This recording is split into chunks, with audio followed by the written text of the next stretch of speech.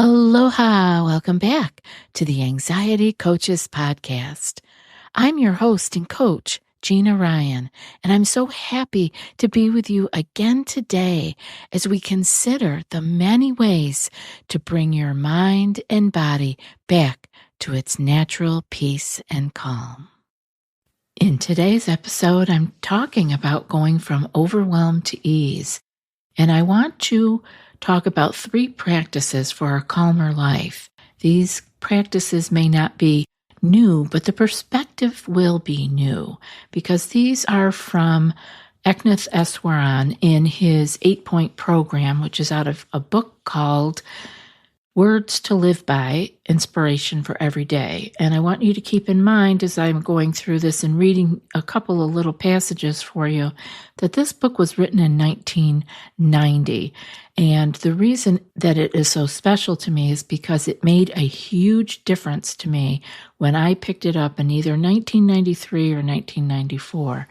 And so many of the things that I began to understand about my mind and my body and its connection to how I was feeling came from this type of reading and information. Remember, there was no internet.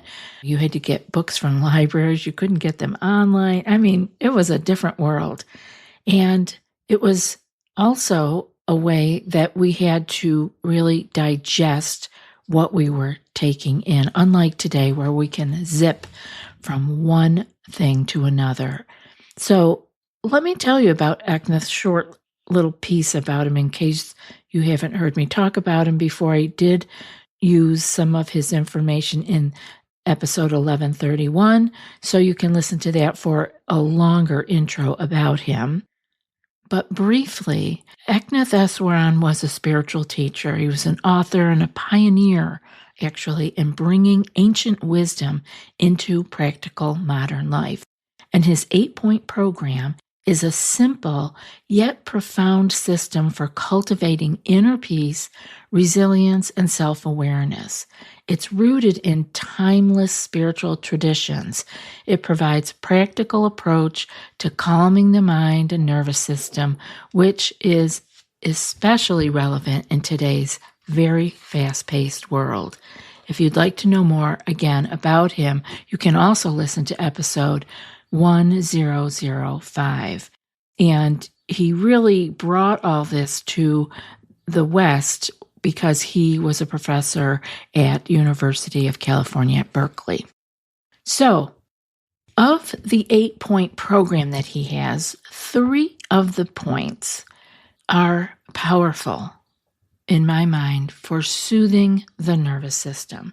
And they are meditation, slowing down, and training the senses. And so those are the things that I would like to go over today. And like I said, these are not new to you. I talk about these things all the time. But I wanted to bring you a different perspective. And I think Eknath Eswaran's words obviously touched me because this was the beginning. This was one of the early books that helped me to begin to see what might possibly be going on with me and how I could actually not only feel different, but be different. So let's get started with the first one, meditation. Of course, meditation with a capital M, right? I'm going to read from the 8-point program here. Eknath said, "The heart of this program is meditation. Half an hour every morning, as early as is convenient. Do not increase this period. If you want to meditate more, have half an hour in the evening also, preferably at the very end of the day. Set aside a room in your home to be used only for meditation and spiritual reading. After a while, that room will become associated with meditation in your mind, so that simply entering it will have a calming effect. If you cannot spare a room, have a particular corner. Whichever you choose, keep your meditation place clean, well ventilated, and reasonably austere. Sit in a straight-back chair or on the floor and gently close your eyes. If you sit on the floor, you may need to support your back lightly against a wall. You should be comfortable enough to forget your body, but not so comfortable that you become drowsy. Whatever position you choose, be sure to keep your head, neck, and spinal column erect in a straight line. As concentration deepens, the nervous system relaxes, and you may begin to fall asleep. It is important to resist this tendency right from the beginning by drawing yourself up and away from your back support until the wave of sleep has passed. Once you have closed your eyes, begin to go slowly in your mind through a passage from the scriptures or the great mystics which you have memorized for use in meditation. And as an example, the prayer of Saint Francis of Assisi, which is, Lord, make me an instrument of thy peace. Where there is hatred, let me sow love. Where there is injury, pardon. Where there is doubt, faith. Where there is despair, hope. Where there is darkness, light. Where there is sadness, joy. O Divine Master, grant that I may not so much seek to be consoled as to console, to be understood as to understand, to be loved as to love. For it is in giving that we receive. It is in pardoning that we are pardoned. It is in dying to self that we are born to eternal life. While you are meditating, do not follow any association of ideas or try to think about the passage. If you are giving your attention to each word, the meaning cannot help sinking in. When distractions come, do not resist them, but give more attention to the words of the passage. If your mind strays from the passage entirely, bring it back gently to the beginning and start again. When you reach the end of the passage, you may use it again as necessary to complete your period of meditation until you have memorized others. It is helpful to have a wide variety of passages for meditation, drawn from the world's major traditions. Each passage should be positive and practical, drawn from a major scripture or from a mystic of the highest stature. And he gives some examples. I won't read all of them, but a few of them are like the 23rd Psalm, the Lord's Prayer, the Beatitudes, selections from the Bhagavad Gita. He actually has a whole book that is called God Makes the Rivers to Flow, which is a beautiful, beautiful book, which has a selection of passages that he has selected for use with meditation in particular. And so the final piece here about meditation, Eknath says, the secret of meditation is simple. We become what we meditate on. When you use the prayer of St. Francis every day in meditation, you are driving the words deep into your consciousness. Eventually, they become an integral part of your personality, which means they will find constant expression in what you do, what you say, and what you think. And I really hope that you can find some passages that you can commit to memory and let roll around in your head and give word by word slowly in your head as you are meditating. And let that become a way for you to have concentration and focus and see where your mind goes. What a wonderful place to put your mind on something beautiful, meaningful, loving, instead of the runaway mind, monkey mind that is taking us down every bad, dark alley, right? I think this could be a wonderful practice for many of you. So do keep it in mind. The next one that I have here out of the 8-point program is slowing down. And I will read this. This is a short passage. Eknath says in slowing down, hurry makes for tension, insecurity, inefficiency, and superficial living. It also makes for illness. Among other things, hurry sickness is a major component of the type A behavior pattern, which research has linked to heart disease.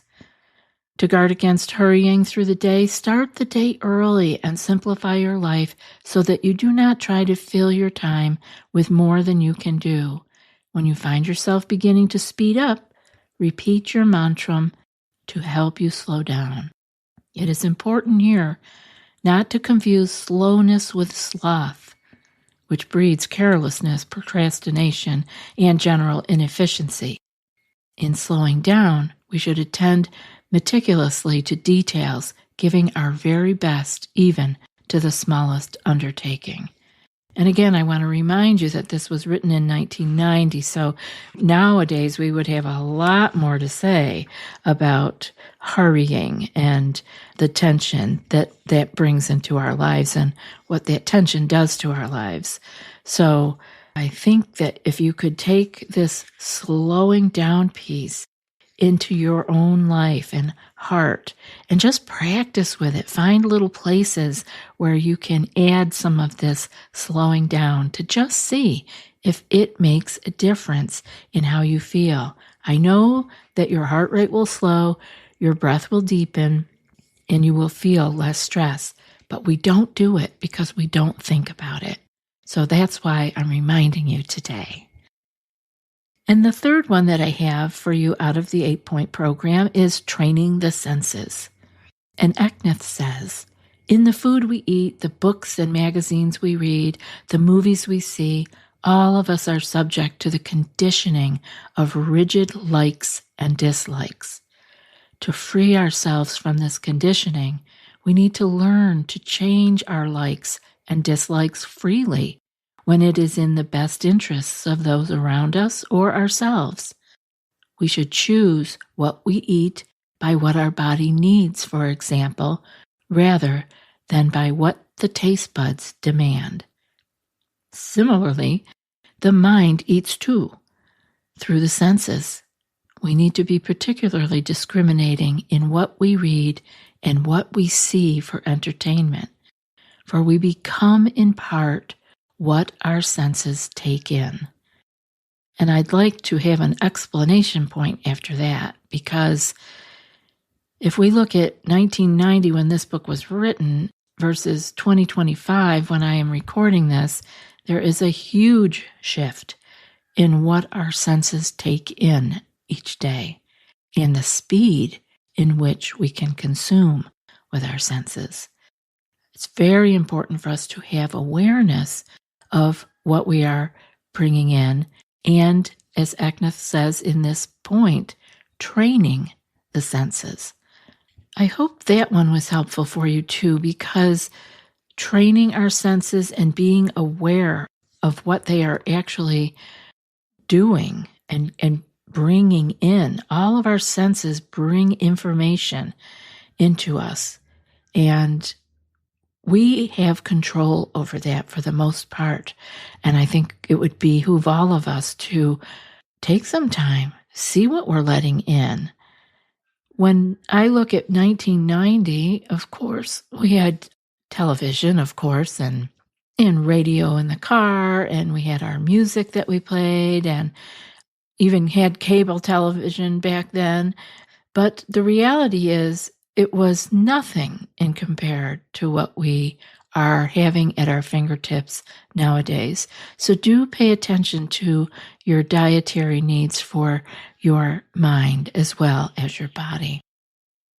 Now, I'd like to just recap here quickly the practices for calming the nervous system. You know, meditation on a passage is what I want you to remember, and you can find your own. Just have it be something that is very heartfelt and is from the wisdom traditions. Eknath's method involves silently repeating a passage from a spiritual text to focus and to quiet the mind. And I know each and every one of you could use that vacation. Consider that your little oasis. Regular practice rewires the brain, making it easier to stay calm and centered. Meditation strengthens attention and reduces stress by creating a steady mental rhythm. This practice helps to shift the nervous system from the fight or flight to a state of deep relaxation. And for slowing down, remember that by deliberately reducing the pace of your daily activities, you create space for mindfulness and for clarity. Slowing down helps counteract the overstimulation of modern life, preventing burnout, which is running rampant at the moment. Simple actions like eating mindfully or walking with awareness can restore balance. A slower pace cultivates patience, reducing stress responses in the body. And finally, training the senses. This involves being intentional about what we take in through sight, sound, and thought. Avoiding overstimulation, such as excessive screen time or loud environments, calms the nervous system. Engaging in uplifting sensory experiences, like time in nature or listening to soothing music, enhances well-being. And training the senses strengthens our self-control, allowing us to respond to life with greater peace rather than react impulsively. And I have a lovely quote here from Eknath that I want to begin to close up with. He said, "As we grow in patience, in kindness, in selfless love, we are changing the nervous system itself. We are remaking the brain, rewiring it, so that our old conditioning begins to fade and a new person begins to emerge." I hope you'll take a moment to reflect on these words from Eknath Eswaran. Each time you meditate, slow down or become mindful of what you take in through your senses. You are actively, over time, reshaping your mind and nervous system. This is not just a practice, it's a transformation, a path toward a more peaceful, centered, and resilient version of yourself. So as you move through your day, I invite you to choose one small way to integrate these teachings. Maybe it's repeating a calming passage in a meditation, or slowing down as you sip your herbal tea, or turning off unnecessary noise to create space for stillness. Whatever you choose, know that these small shifts add up, creating lasting change. Thank you for spending time with me today. May your practice bring you profound peace, clarity, and calm. And now for today's quote. As we grow in patience, in kindness, in selfless love, we are changing the nervous system itself. We are remaking the brain, rewiring it, so that our old conditioning begins to fade and a new person begins to emerge. And that's from Eknath Eswaran. I'll be back in a few more days with another podcast. Until then, be well and aloha.